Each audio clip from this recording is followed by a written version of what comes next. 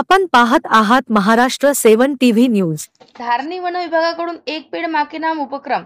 नैसर्गिक साधन संपत्तीने परिपूर्ण असणाऱ्या मेळघाट क्षेत्रामध्ये वन विभाग मेळघाटातील वनसंपत्तीचे संगोपन आणि संरक्षणाकरता गेल्या अनेक वर्षांपासून उल्लेखनीय कामगिरी करीत असल्याचे निदर्शनास आले आहे। दरवर्षीप्रमाणे यावर्षी सुद्धा मेळघाटात वन विभागाकडून वन महोत्सव 2024 साजरा करण्याचे ठरविलेले आहेत, ज्यामध्ये सोमवारी 1 जुलै रोजी सकाळी धारणी शहराच्या मुख्य रस्त्यावरून भव्य वृक्षारोपण करण्यात आले आहे। धारणीत प्रादेशिक वन विभागाकडून नागरिकांमध्ये याकरता वन महोत्सव मोठ्या उत्साहाने पार पडला आणि सकाळी 9 वाजताच्या सुमारास वृक्षारोपण संबंधित जनजागृती व्हावी या रॅली दरम्यान वन महोत्सव उपक्रम अंतर्गत वन विभागातील अधिकारी, कर्मचारी आणि शहरातील इतर प्रतिष्ठित नागरिकांनी ठिकठिकाणी वृक्षारोपण करून पर्यावरणाच्या संरक्षणाकरता उत्कृष्ट कामगिरी बजावली।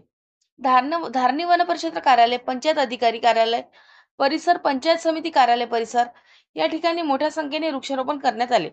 वन परिक्षेत्र अधिकारी आयुष कृष्णा यांनी सोशल मीडियाच्या माध्यमातून नागरिकांना जास्तीत जास्त वृक्षारोपण करण्याचे आवाहन केले होते।